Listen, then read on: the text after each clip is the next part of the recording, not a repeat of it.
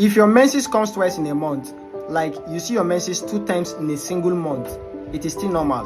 Now let me explain something to you about menstrual cycle. The normal menstrual cycle length is within 21 days to 35 days. So if you're having any cycle that spans within this particular range, it is normal. Which means if you're having a cycle of 21 days, 22 days, you see your menses every 25 days, every 27 days, 28 days, every 30 days, 34 days, 35 days, it's still within normal range. But when it's above 35 days, like it's after 36 days, you see another menses, or maybe after 40 days, that's when you see another menses, or maybe you do see your menses every 20 days, every 19 days, every 18 days, my dear, that is abnormal. But as long as it's within 21 days to 35 days, it's very, very normal. Now, there's other thing you need to understand about your menstrual flow as well. When maybe you do see your menses every 25 days and all of a sudden it changed to 24 days, or it changed to 27 days or 28 days, then you should know it's abnormal. You're having an irregular menstrual cycle and you should call for help. I hope this video helped you. If you find it very helpful, please do well to follow our page so you can get more amazing videos like this. Thank you for watching this video. I'll see you next time. Staphylococcus can cause more harm, can cause more danger than what we all think. And that is why in this video, I'm not just going to be explaining the signs and symptoms that you might see when you're having staphylococcus infection, but I'm also going to explain to you the medications you can use to treat staphylococcus infection successfully. Because the major complaint that people keep giving is, I've been treating staphylococcus for the past 1 year, for the past 1 month, and despite all the medications I've been taking, I have not been getting a solution to my staphylococcus, and they keep wondering what's the cause. Well, in this video, I'll be explaining all of that. We are going to be addressing all these issues in this video so we can know the major medications we can take for this staphylococcus infection. But before we proceed, let's start by what is staphylococcus. Staphylococcus are bacteria known as normal flora, which means they are healthy bacteria because they are meant to be in the body. But there are instances whereby these normal floras cause an effect to the body, where they can cause an infection to the body, and that's what we're going to be discussing in this video. Now, it is very important you know that there are over 30 species of staphylococcus we all have, but then we are going to be looking at the major staphylococcus that is being found among people, which is the Staphylococcus aureus. This is a major bacteria that causes an infection to your body when the environmental health of the body changes. When the environmental state of the body changes, it can make your body to start having an infection caused by staphylococcus. But don't forget, I said staphylococcus are normal bacteria that are meant to be found in the body. Now we are going to be looking at the major areas of the body that can be affected by staphylococcus. And one of the major areas we're going to be discussing for this video is the reproductive organ.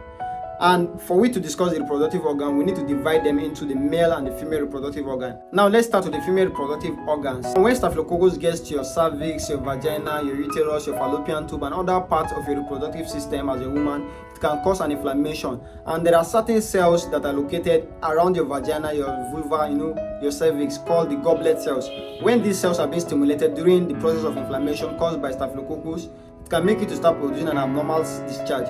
So as a woman, you'll be seeing an abnormal discharge caused by this staphylococcus infection, and you might not even know it is staphylococcus infection because some of you might be blaming yeast infection. It's not yeast infection most times.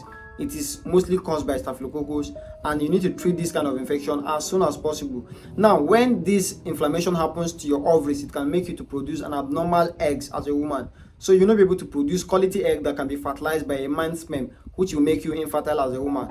This inflammation can also happen to your uterus, and when the uterus is inflamed, you will not be able to keep pregnancy as a woman. So as a woman, when you get pregnant after 1 month, 2 months, the pregnancy just goes off like that, and you'll be wondering what's the cause.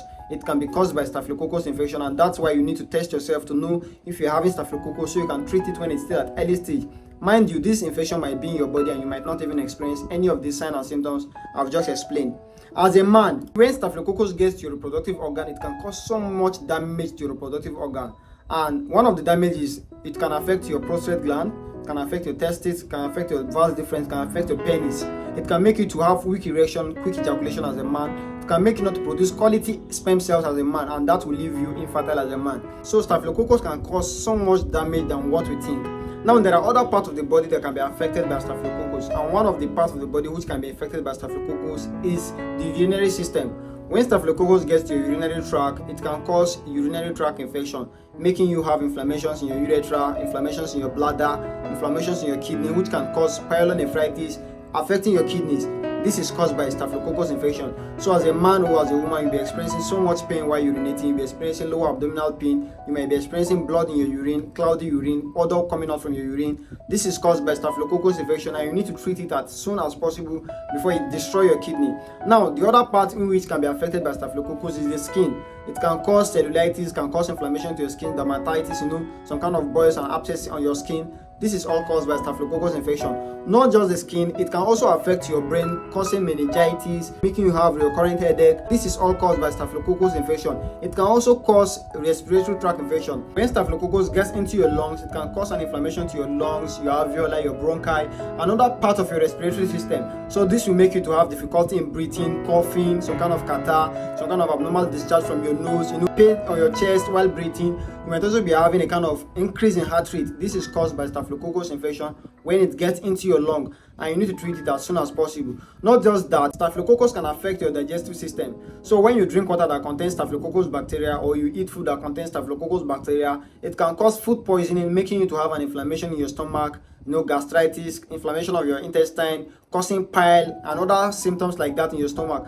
make you to have lower abdominal pain. You'll be complaining of ulcer every time because your intestine have been damaged by Staphylococcus. Now, after having yourself tested positive for Staphylococcus infection and you've been having most of the signs and symptoms I've just explained, the question now is, how can I treat Staphylococcus infection? This is the question that a lot of people keep asking. They want to know how to treat Staphylococcus, and most people might have been treating it for a long time, months, years, and despite all this treatment, they keep having their Staphylococcus in their body.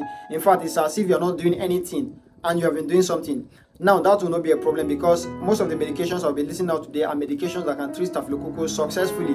But don't forget that medications are meant to be taken under strict doctor's recommendation. You are supposed to take medication under doctor's prescription, not under your own prescription. Because when you take them under your prescription, it can cause so much problem to you, it can cause so much harm to your body. Rather than visit the healthcare provider, they will check you, test you to know the kind of Staphylococcus that's affecting your body, because as I've rightly said, there are so much strains of Staphylococcus that can affect the body, and you need to know the particular one that is affecting you. They'll check you for resistance to know if you are resistant to some of the medication I'll be explaining. Now, one of the major medications that doctors will always recommend for mild to moderate Staphylococcus infections are medications like dicloxacillin, clindamycin, and cephalexin. These are the major medications that have been recommended for mild to moderate Staphylococcus infection.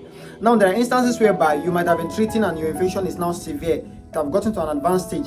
There are other medications that doctors will also recommend, and one of the medications that will be recommended for severe Staphylococcus infections are medications like vancomycin and daptomycin. These two antibacterial medications are very effective when it comes to the treatment of severe Staphylococcus infection. Don't forget, I said all medications are meant to be taken under strict medical prescription. Thank you for watching this video. If you find this video very helpful, do well to hit on the subscribe button so you can be getting more amazing videos like this every day. And also don't forget to share this video to your friends so they can get this understanding you are getting. I'll see you next time.